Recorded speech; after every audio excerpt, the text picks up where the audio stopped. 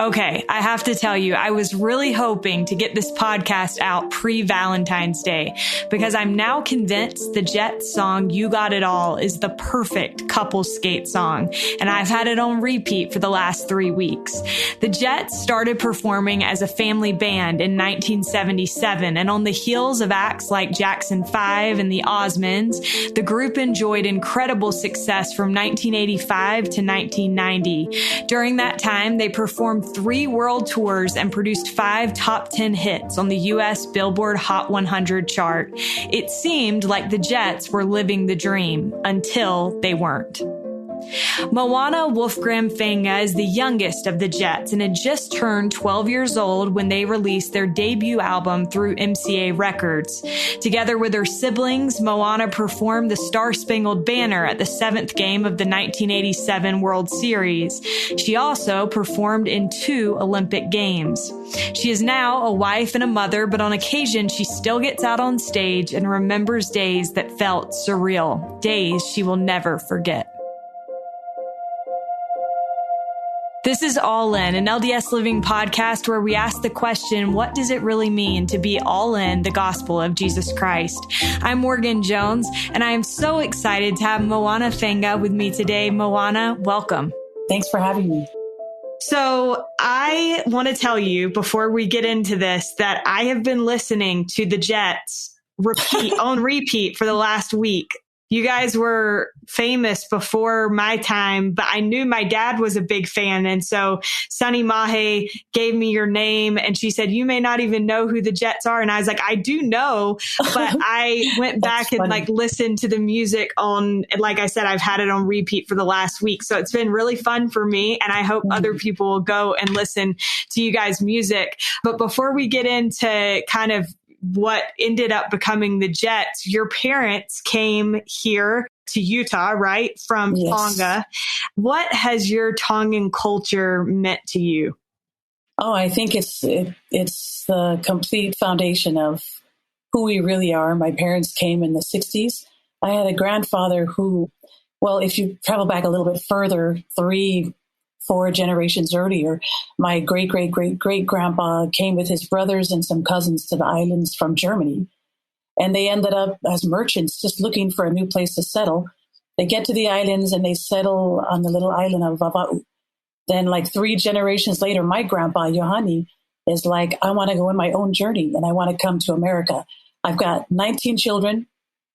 And he was a builder for the church. He was a labor missionary, and he wanted to bring his family to America to be sealed and to find more opportunities. So a lot of people teased him, called him Mr. America because he was very poor. Oh, here he comes, Mr. America. He's never getting off this island. But he was so determined and had so much faith that there would be a way. And that's how he ended up here. Is a few of his daughters went to New Zealand for school and to Canada. And through them, they were able to sponsor the whole family. So my parents coming to America was kind of a big dream. My mom and dad had 1 child. My mother was a convert, and they were just looking for new opportunities. So coming from the islands, if I didn't know my roots, I wouldn't be the person I am today. And I think everybody needs to remember their roots. So they're grateful for their opportunities. Yeah. Well, I think so many of us have had Tonga in our prayers recently with the volcano. Yeah.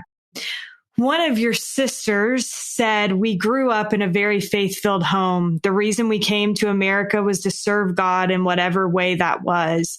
How do you think your parents, when they set out to do that, how do you think they imagined that playing out? And how do you think it looked different than they may have expected?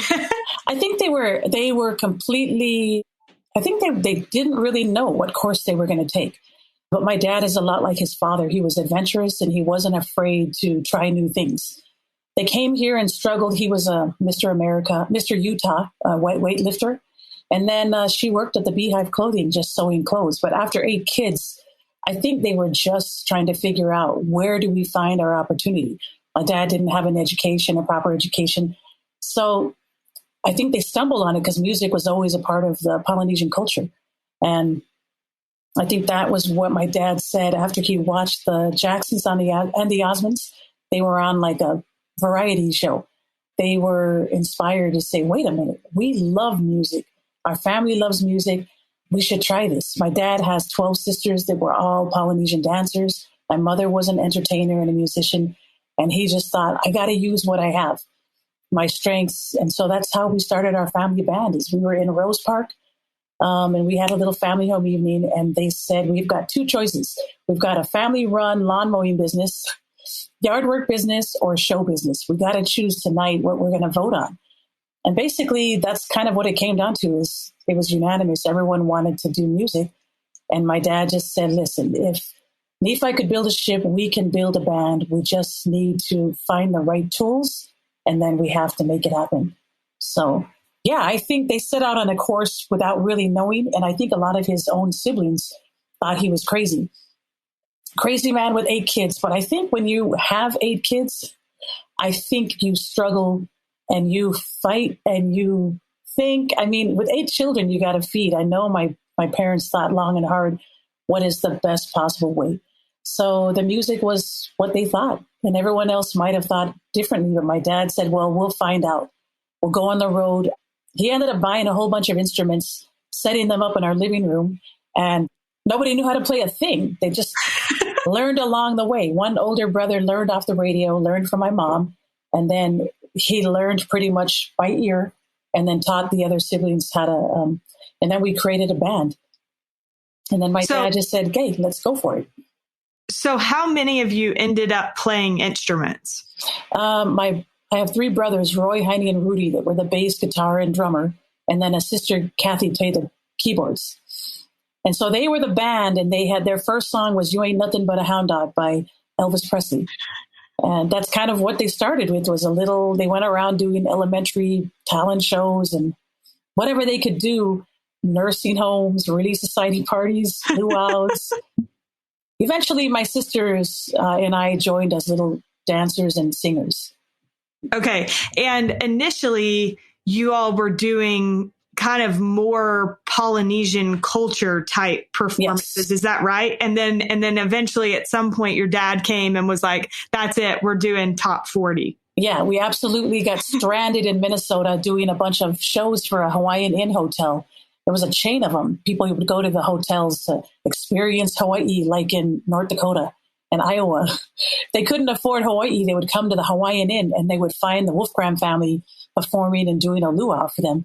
But the hotel chain went bankrupt. We were stranded in Minneapolis. And the very last hotel said, well, we're going to have to scrap the Polynesian show. But if your kids know how to play top 40 music, we'll keep them. As long as we've got a parent there, we'll have them come in and play a few shows a night. So that's kind of how we ended up doing top 40 music. Okay. So, and this was like you said, this was not long after and around the same time as the Jacksons and the Osmonds. Talk to me a little bit about kind of, because I always imagine it, this is probably off, but I always imagine it kind of like the movie That Thing You Do. Have you ever seen that? Yes. Where it's like somebody's playing our song on the radio and then all of a sudden. So talk to me a little bit about the rise to fame that your family experienced. Well, we went from being a kind of a nightclub bar band in Minneapolis. We had been out for 2 years and we started getting some notoriety in town. Like people were like, you guys got to watch these kids. They're actually really good. And then we were discovered by a gentleman who happened to work for Motown Records. He was not interested at all, but we kept bugging him until he ran out of excuses and came to see us. And he noticed something that he thought would work. He was like, you're a family, you're self-contained, and you've got these beautiful voices. I think I could do something with it. So the rise literally was from being a family that literally struggled, just barely making our rent, living in a 3-bedroom apartment. There's 12 of us. And we getting signed, and then we got the record deal and ended up having our first single out. It was number 9 on the R&B charts. So, yeah, we felt like that movie, That Thing You Do. We heard it on the radio at a hotel in Detroit. And we were like, we're on, this is us. So it was most definitely, they caught the emotion of what that looks like. And we felt the same way. So as you guys start to gain some notoriety, you start charting. And I think that's the point at which fame can kind of start to go to people's heads a little bit. But I watched this documentary about you all, and I believe it was you that said that it was your religion that kept you grounded. And you talked about how you and your sisters would kind of keep an eye on your brothers and that kind of kept them in line. Yeah. But when you're in a position like you all were, how do you think you see and understand maybe more than ever the importance of standards and values in a way that maybe we don't appreciate if we haven't been put in a situation like that? Oh, that is most definitely probably the biggest challenge of being in the entertainment business, is that it's all about image.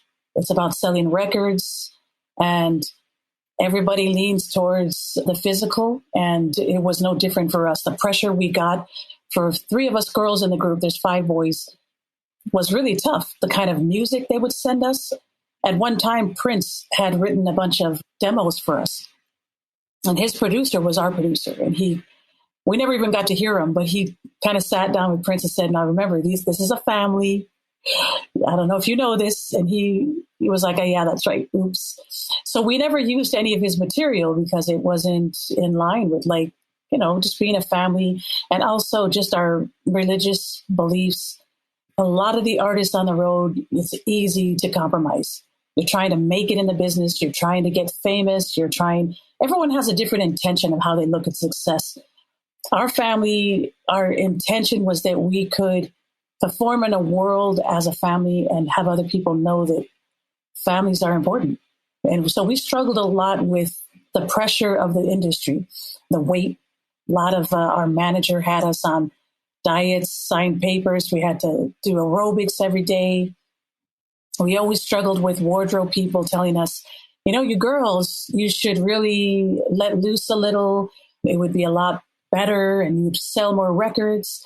So I just think that it really does something to your self-esteem. But the Young Women's Program, the church, I think it grounded us. Being a family actually protected us from all the wiles of the world and just the temptation and the pressure. Yeah. So you mentioned that your family's goal was to, show people a family. And ultimately, this family band ended up causing some contention. Your brothers ended up suing you and your sisters.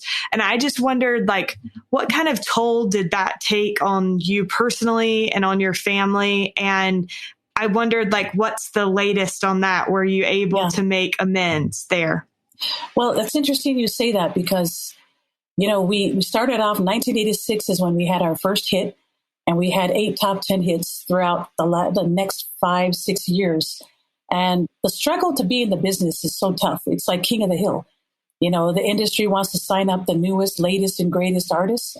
But as soon as they got their hits and they got what they want, they're on to the next big thing. And after 5 years, it was like our career was over. I mean, I'm 11 when we signed with MCA Records. And I'm 17 when my career is washed up. We're like has-beens. So the struggle to stay relevant was really tough for our family, which is probably why we ended up with a lot of drama. We've got one side of the family that's just trying to make a living, and the only thing we know how to do is perform. And the other side of the family that's like, oh, I want to do something else. I've done this my whole life. So there was a lot of siblings that just wanted to try. We never went to college. We were all tutored. We all kind of lived like gypsies on the road. And my parents, the kids were the breadwinners. My parents kind of looked after us till we had a manager. And that's a full-time job because the Jets only made up the 8 oldest, but there were 9 other siblings after. So the pressure to work was really tough. People were not looking to hire the Jets anymore by the early 90s. And it's hard to reinvent yourself and compare and compete with the new groups that come out. So that is probably what was the reason we had so much division. By the late 90s, I was 22, 23, and I was just I don't want to do this. We're stuck in casinos in Vegas, just working 12 midnight to 6 in the morning, doing these crazy shifts for these seedy hotels. And they're not the big showrooms anymore. We're just trying to survive. And there was just a difference in opinion with the brothers and our parents and the way they led the group. It got to a point where we were being replaced by other siblings if we didn't do what they wanted us to do. And the business took precedence over the family. And that's why the family ended up dividing. Is that there were some that were like, I don't want to do this. Surprisingly, we all have testimonies of the Savior in the church, but we did not know how to fix the family. And I think the reason why was because we put the music industry and the business before the people that were in our family. And everyone just felt like we were being traded off. We were expendable. And we had to get back to reality. So we eventually split, and a lot of us got married and started families of our own. Then about 10 years later, we got back together and tried to do it again. There was like a surge for 80s music, and people were hiring their favorite 80s groups again, and the Jets got work again. But when we got back to doing Jet shows, there were people that had old bad habits of the way they managed. And some of them forgot that, like, we grew up too. We're not 11 and 12. Like, I have a family with 6 children. Liz has 7 children. Like, when you ask us to work, everything has to be transparent. And in that struggle, that's how the lawsuit came about. Is that they felt one way and they felt they were right. And the rest of us felt like, no, we've got to be this way. And we ended up getting, delivered a lawsuit summoned at our door. It kind of shocked a lot of us because Polynesians are so close. It seems like, why would the people that come from the islands get to this point? No one sues their sisters and one brother. But that's what happened. The industry, I believe, can make people forget. Everyone's just trying to hustle. And when that happened, we were severed for at least 3 or 4 years. We almost quit and said to our lawyer, who was actually my state president, what happens if we don't fight this? Like, my mom and dad have over 70 grandkids, and all of our kids are close. Like, what happens if we don't fight this lawsuit? And he said, you don't have to fight it, but you'll have to give up your rights as a member of the Jets. You'll have to pay back close to $500,000 to your brothers. And so he said, and you'll probably file for bankruptcy, all of you girls, and your brother Eddie. But that took a big toll. All we tried to do was survive it. We tried to survive the lawsuit. And then eventually they came around. A few brothers came by and realized, you know what, this was not right. And we got together and had a few powwows where we sat and cried and talked. And finally we just said, we got to squash this. There's no reason why our family has to take it to this level. If we can't be a family, then the music isn't worth it. And eventually we settled. And for the last 3 or 4 years, we've been in a really good place where we're civil with each other. We respect each other, even though we may not agree with the way we want the group to go. We can come to each other's baptisms and baby blessings and be there for one another. So I think that this is so interesting because there are different layers of it, right? You mentioned like Polynesian families, like they're so close, and then there's the gospel, and so many of these things I can see as a family, you guys being like, we just want to show people what Polynesian culture is like and what Latter-day Saint families are like, and all of these things, and then to feel like it was all falling apart for you personally. Like, how heartbreaking was that? Oh, it was horrible. I mean, I got married and I lived in Hawaii for 10 years. I wanted to be as far as I could be from my family. And I get married to a island boy. I mean, I grew up in Minnesota. So I get to the islands and it was like therapy. I lived in the little town of Laie on the North Shore. And it was so nice to be in a small community and find myself again. I missed my family, but I was so hurt. And I was trying to understand my parents and my brothers and why they would let the industry get this bad in our business. They would let our family go through this. But I realized today that that was all they knew. Like, you're just struggling. You're trying to get work. You're desperate for whatever, and you never change course.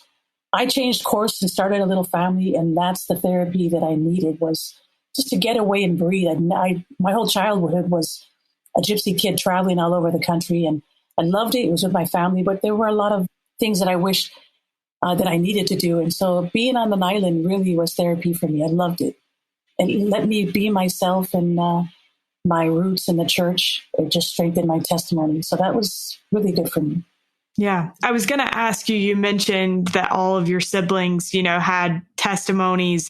So what do you think it is that allows, even when you have been like a little girl growing up in the limelight, what do you think it is about the gospel that has the ability to ground us and to get us through hard times and demanding times? Like for you, what's the significance of that? Oh, I think it's the peace. We all want to be successful in the best way we can. But at the end of the day, you notice there's fleeting happiness. We had a big home and lots of cars and things, but we weren't quite a family. And now we've swapped it and realized that if we put family first and we put the Lord first, then everything else kind of finds its place. We don't determine our success on how well the next record did or if we got enough shows. It's kind of like we're going to get through all of this together. The shows will be a plus, but it's the family that matters.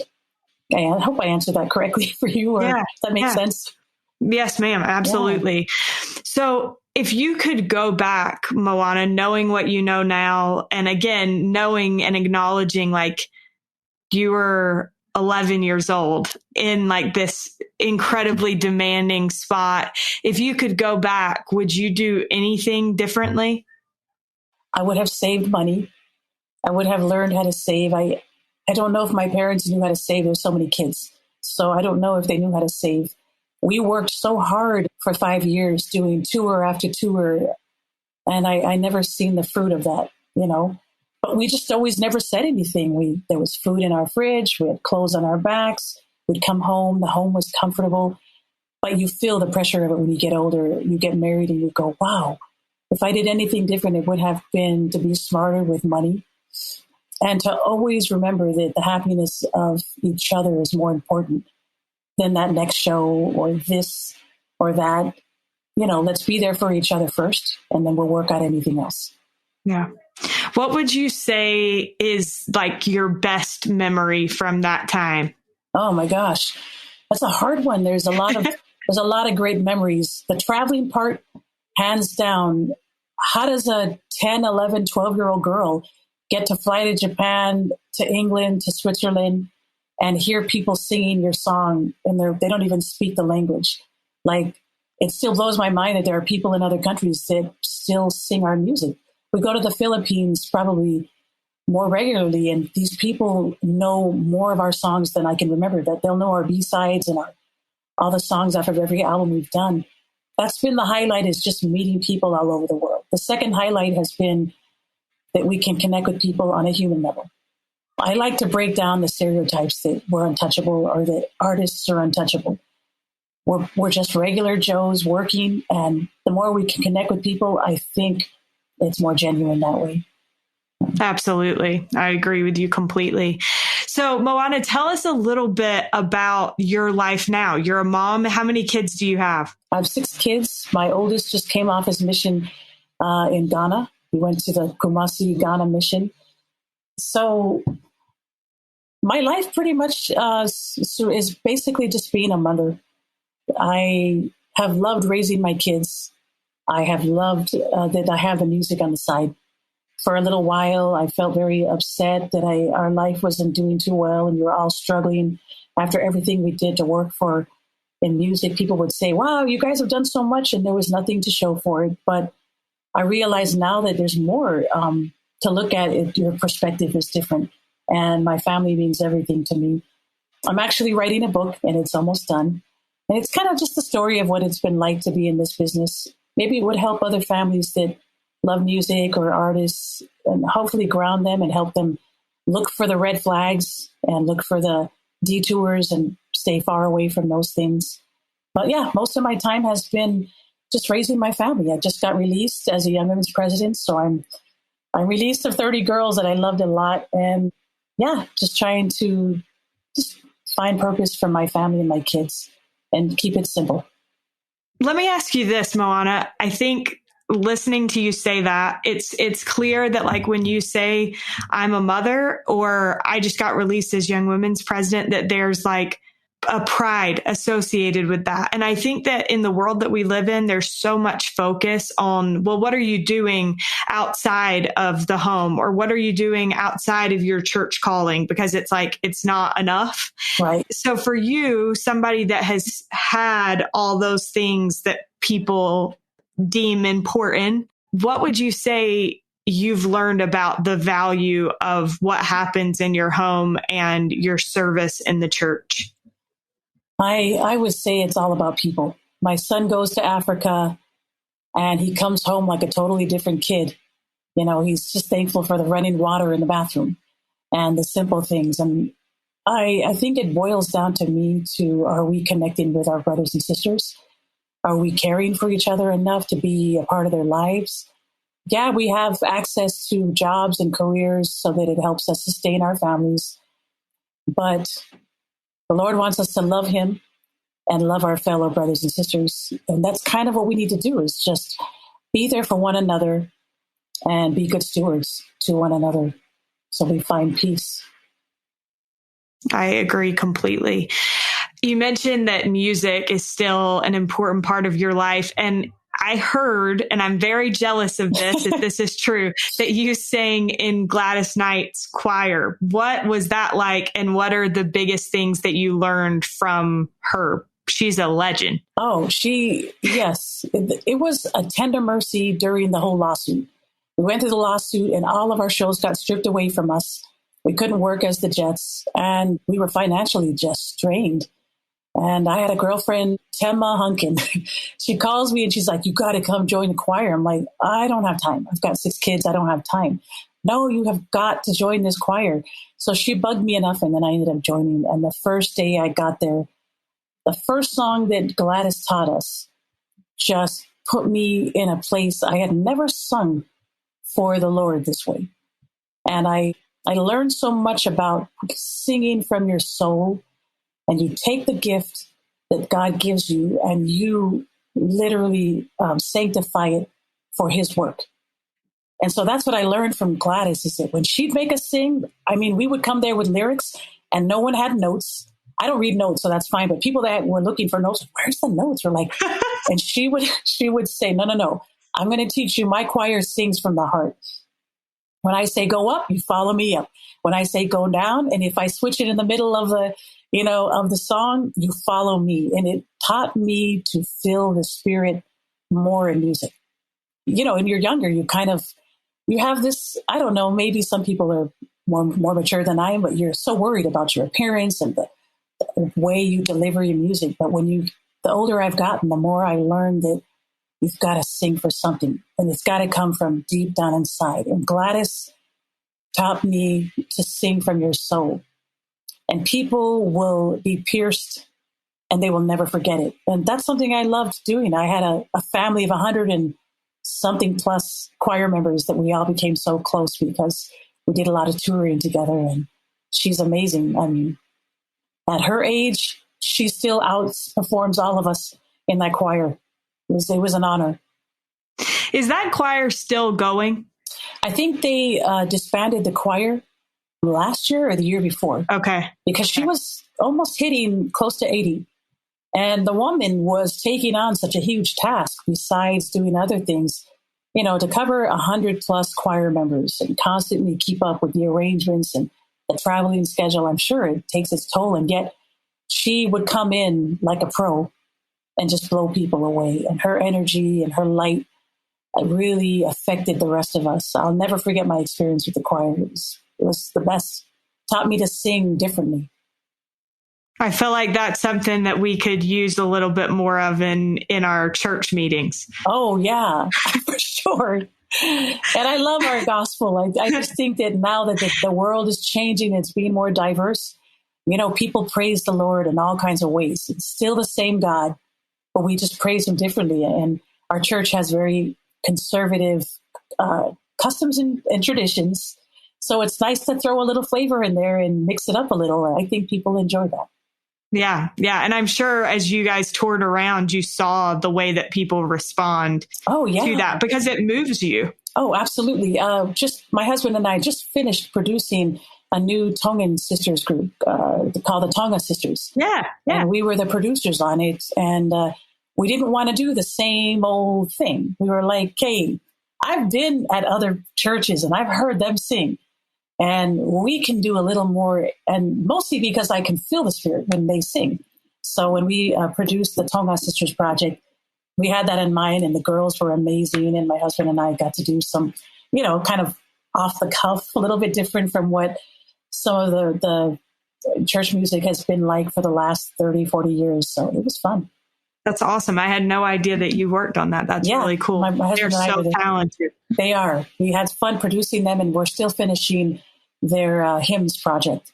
So cool. Yeah. Well, I am so appreciative. Moana, you have a light about you, and I appreciate you sharing it with me. My last question for you is, what does it mean to you to be all in the gospel of Jesus Christ?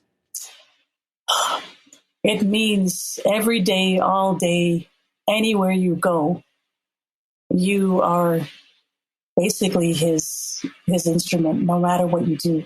If you're in the grocery store, you have a moment, you look over and there's someone might need a smile, someone might need a hand. All in the gospel means it's an everyday thing. It's not just set aside for Sunday. It's things I have to do at home for my kids so that I'm a better person. But it's the pure love of Christ that we need to have in our lives constantly. Beautiful. Thank you so much, Moana. I appreciate you taking the time to be with me. You're welcome. Thanks for having me. We are so grateful to Moana Feinga for joining us on today's episode. Your homework assignment between now and next week's episode is to listen to You Got It All and Crush on You. You won't regret it, I promise. Big thanks to Derek Campbell for his help with this episode, and thank you so much for listening. We'll be with you again next week.